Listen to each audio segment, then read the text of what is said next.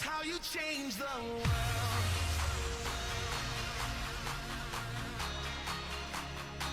That's how you change the world. Na última aula, galera, eu falei sobre Tomé de Souza, que foi o primeiro governador geral do Brasil, né? O primeiro governador do governo geral do Brasil. Algo que eu preciso passar para vocês é a respeito das câmaras municipais. Porque em 1630 aproximadamente os holandeses vêm e vão invadir o Nordeste na segunda invasão holandesa e vão ficar até 1654 aproximadamente. E nesse período as câmaras municipais mudaram de nome, passaram a ser chamadas de Câmara ou Assembleia dos Ex-Cabinos, ok? As câmaras municipais. Isso é importante, já caiu também em concurso público.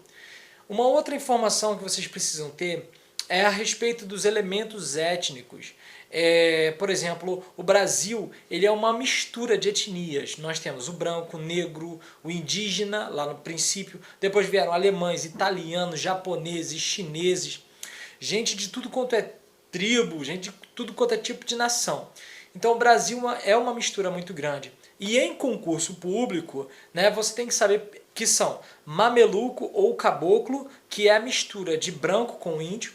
Tem o mulato, que é a mistura do branco com o negro, e tem o cafuso, que é a mistura do negro com o índio. Então você precisa saber para concurso essa mistura dessas três etnias. Bom, galera, Tomé de Souza já estava de saco cheio do Brasil. Ele era apaixonado pela esposa dele, que ficou em Portugal. Então ele estava doido para vazar, para sair do Brasil. Ficava constantemente mandando cartas ao rei de Portugal pedindo um substituto. O rei respondeu a Tomé de Souza e enviou o seu substituto, que foi Duarte da Costa. Duarte da Costa chegou em 1553 e ficou até 1558. Duarte da Costa ele é considerado um péssimo administrador. Uma das razões para as quais ele é considerado um mau administrador é que em 1555 os franceses vão invadir o Rio de Janeiro e vão fundar a França Antártica em 1555. E o que acontece? Duarte da Costa, galera, não fez nada para tirar os franceses de lá. Né? Quem vai tirar os franceses do Rio de Janeiro será Mendes de Sá e o seu sobrinho Estácio de Sá. Tem até a Universidade Estácio de Sá, que recebe esse nome em homenagem ao sobrinho de Mendes de Sá. Ok? Então Duarte da Costa chega, ele traz com ele um padre chamado José de Anchieta. José de Anchieta é considerado o apóstolo do Brasil. José de Anchieta vai se unir a Manuel da Nóbrega e os dois vão sair pelo Brasil fundando escolas. Uma das coisas que a gente pode falar sobre Duarte da Costa também é que ele tentou moralizar o Brasil. O que acontece? Havia muita poligamia, muito adultério, muita fornicação. O governador quis fazer, ele quis tentar moralizar isso daí. Por exemplo, uma índia, se ela quisesse um pente, ela entrava na casa, num barraco lá de um português, tinha relações sexuais com o português e roubava o pente. Saindo dali, ela ia em outra casa, tinha relações com outra pessoa e ali ela roubava um espelho. Ia para outro lugar, roubava uma ferramenta e ia se vendendo.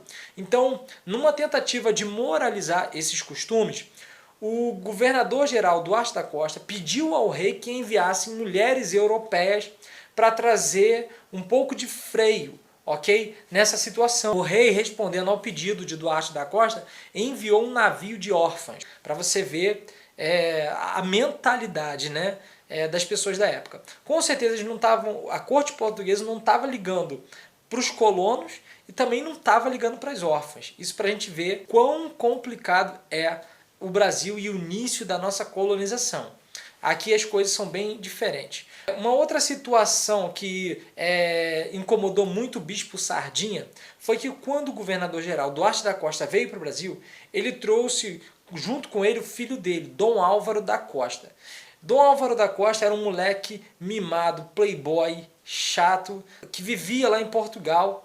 E aí ele arrumou uma turma de arruaceiros, trouxe para o Brasil e ficava dormindo com mulher casada, ficava arrumando confusão, arrumando briga.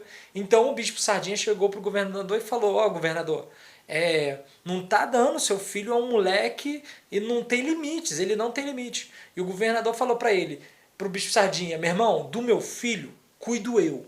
E o bispo Sardinha, galera, ficou pau da vida, mandou uma carta para o rei de Portugal reclamando das atitudes do Dom Álvaro e também reclamando do governador na sua passividade. O rei falou, tá bom, então o bispo e o governador deveriam ir para Portugal se apresentar diante do rei. Duarte da Costa falou, eu não vou. Os caras falaram com ele, cara, mas é o rei que está mandando você. Ele falou, tô nem. Então Duarte da Costa não quis ir. O bispo Sardinha entrou dentro do navio e pensou com ele mesmo, caraca, eu vou fazer a caveira de Eduardo da Costa. Eu vou sozinho, vou arrancar o couro dele lá em Portugal.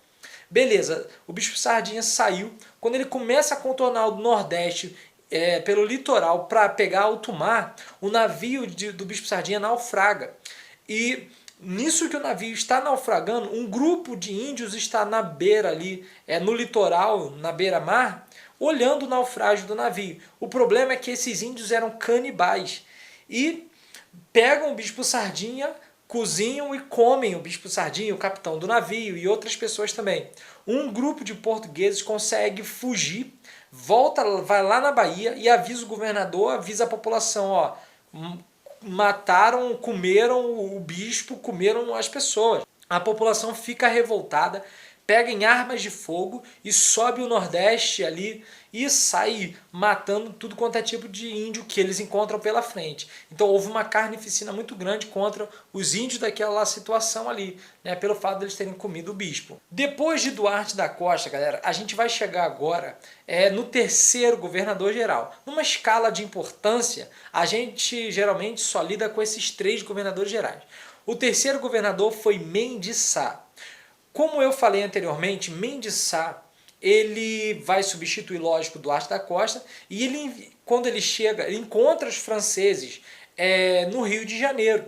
E ele vem para contornar uma situação muito desgastada aqui no Brasil, uma situação assim de desgaste até mesmo com a coroa.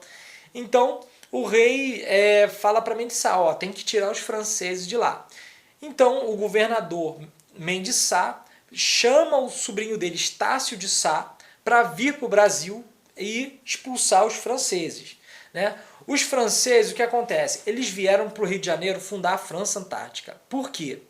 Havia um conflito na França entre os huguenotes, que são os protestantes, e os católicos. Então, para evitar problemas, que já estavam ocorrendo muitos problemas entre religiões, o rei da França ordenou que os protestantes fossem colocados num navio e viessem para o Brasil, para aquilo que eles já haviam planejado no Rio de Janeiro. O navio, beleza, vai sair. Só que quando chega em alto mar, há uma tempestade muito grande, e eles pensaram, bom, não é a vontade de Deus que nós estejamos indo para lá. Eles tomaram o navio e voltaram para a França. E cada um deu linha na pipa, cada um foi para um lado dos protestantes. O rei da França manda juntar todos os protestantes de novo e, para complicar a situação, ele ainda coloca alguns católicos dentro do navio. E joga essa turma dentro do navio e eles vão para o Rio de Janeiro. Fundam ali na ilha de Villers-Gagnon, onde hoje é a Escola Naval, no Rio de Janeiro. Eles fundam um forte, eles ficaram ali vários anos, 1555 até 1567. É uma ilha, né? A ilha de Villers-Gagnon, eles ficaram numa ilha e ele proibiu que os franceses saíssem da ilha para ir para o litoral. Porque os franceses queriam ir para o litoral para ter relações sexuais com as índias. As índias ficavam da beira-mar se mostrando os seios, convidando os franceses para atravessar a Bahia de Guanabara e ter relações com as indígenas. E com certeza eles iriam matar, eles iriam se aproveitar dos franceses para tirar roupa, para tirar faca, para tirar espada. Né? O que eles pudessem, eles iriam fazer. E um francês resolveu testar Villers-Gagnon, atravessou, foi o mar, foi lá no meio das Índias, voltou, conseguiu voltar. Nisso que ele voltou, Villers-Gagnon mandou que ele fosse fuzilado. E ele morreu. Isso foi um caso assim mais extremo. Estácio de Sá, lá em Portugal, recebe a ordem do rei de ajudar o tio dele, Mendes Sá, a expulsar os franceses. Beleza, só que aí Estácio de Sá fala para o rei, bom, eu vou, mas que tropa, que exército, né, que soldados o senhor vai mandar? Aí o rei falou para ele, ó, tá aqui, mandou o Estácio de Sá e mais um soldado com o Estácio de Sá, apenas 2 soldados. para expulsar os franceses. E quando o Estácio de Sá chega no Brasil, ele vai se aliar junto com uma tribo indígena, enquanto os franceses vão se aliar com a outra tribo de indígenas. Bom, galera, os franceses vão se aliar com os tamoios, ok? E os portugueses vão se aliar com os temiminóis. E aí, galera, Estácio de Sá prepara os índios temiminóis para combater os franceses que haviam se aliado aos tamoios. Nós temos até no Rio de Janeiro, né, Niterói ali, que faz homenagem, né, ao índio Araribóia. Nesse conflito entre os franceses e Estácio de Sá, os portugueses saíram-se vencedores. Os franceses, assim que foram expulsos, eles foram para a região de Cabo Frio. De lá foram para Alagoas, e com a União Ibérica entre Portugal e Espanha, em 1580, eles foram expulsos de Alagoas e foram para Filipéia, em João Pessoa. E de lá foram para Natal, onde fundaram o Forte dos Reis Magos em 1597. Eles fundaram o Forte dos Reis Magos. De lá, de Natal, eles fundaram o Forte Nossa Senhora do Amparo, em Fortaleza, em 1613. E de lá foram para o Maranhão, onde fundaram o Forte São Luís, que é hoje São Luís do Maranhão, e a França Equinocial, que durou de 1612 até 1615, numa iniciativa do governo francês. Os portugueses e espanhóis, com o comando de Jerônimo de Albuquerque, tiraram essa França Equinocial, que ocorreu no Forte São Luís. De lá foram para o Forte do Presépio, em Belém, e de lá ainda foram para o norte, a atual Guiana Francesa. Então, pessoal, os franceses tiveram todo um processo pelo litoral, né, tentando se estabelecer. Houve um acordo aonde ficariam ali, onde hoje é Guiana Francesa, e não encheriam mais o saco de ninguém aqui do Brasil, ninguém aqui de Portugal. E eles sossegaram e ficaram quietos. Então hoje você tem a França na América do Sul, aqui na Guiana Francesa. A Guiana Francesa é território francês. A Guiana Francesa é território da França. Então eu termino mais um vídeo aí para vocês. Um forte abraço. Se você estiver gostando, deixa um joinha aí para dar aquele apoio pra gente. Um forte abraço, galera. Valeu!